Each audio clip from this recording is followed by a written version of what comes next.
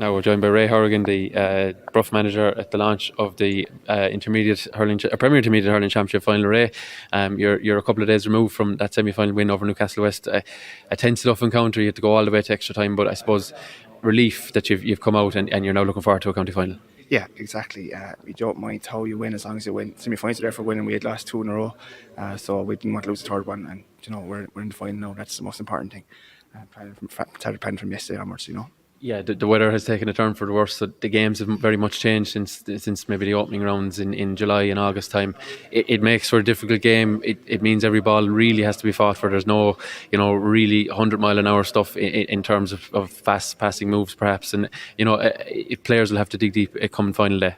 Yeah, exactly. You don't know what kind of weather you're going to get. Like we thought we had bad conditions on Saturday. Well, the wind was very strong, so it was a really disadvantage. But if you're in Bruff Sunday, you saw what bad conditions really were. When tactics went out the window, at least we had some of the tactics on Saturday. So, look, we don't know what we're going to get. We just have to prepare for whatever we get, and I think we'll be ready for whatever short it is, The Premier Intermediate gives you get more games really than any other grade in terms of 7 group games, and then obviously semi-final and final if you're in that category, which you are. Had you learned a lot in the group in terms of you drew in the second round with Knockane, you suffered a couple of defeats in around the middle section there, but you managed to gather yourselves again and win the last few games to get into the top 4. I'm sure there was lessons across all 7 games really. Absolutely. I mean, if you lose 2 games in a row and you don't learn from it, you'd probably be out by now, to be honest. We changed our team around and we got a few different tactics, and then we started winning, and we started winning at the right time. We got a bit of momentum coming into the semi-final stage, so the last 3 games have been win or go home really for us, and we've managed to win all 3 of them. So I mean, we're in the final now, so we had to learn from the losses, and we did. Yeah, one of those losses I think was against your opponents in this final, Monaleen. That was a tight game that they edged it by a point.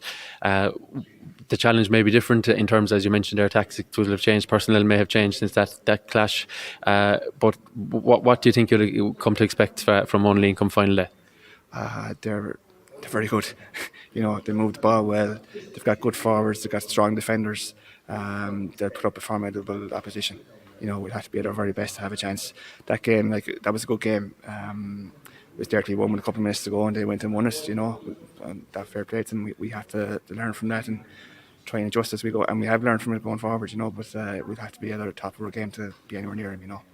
Both sides contested the under-19 final. I think maybe 5 or 6 on each side in around the starting 15 for both.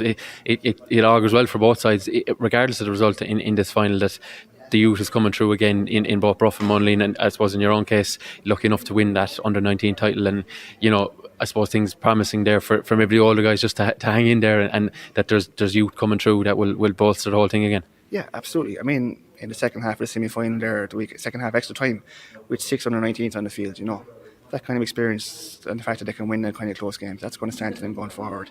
And it's a boost as well to the older lads to have that kind of youth coming through. Monaleen are similar. You could see the players playing for Monaleen who are playing the 19th final as well. So it bodes well for both teams. It's good to have a good mix, and the future has, it's bright for both teams. You would think whatever happens on Saturday.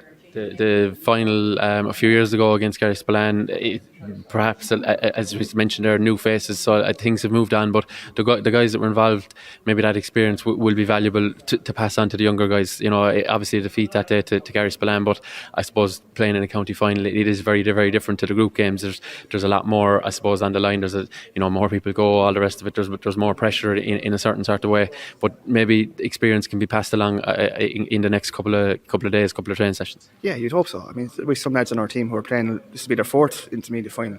Played in 2008, 2014, 2018, and this will be their 4th one in 2022. So, they're not there for the occasion or the day. They're there to try and win and get back up senior, and they'll be telling the lads what to do. It'll be, the build up will be good, I'm sure. But at the end of the day, it's going to be 60 minutes. It's a game that both teams just be trying to win. It's not going to be different from any other game just because it's a final. So keep our heads focused, and I'm sure the older lads will get the younger lads through that way as well.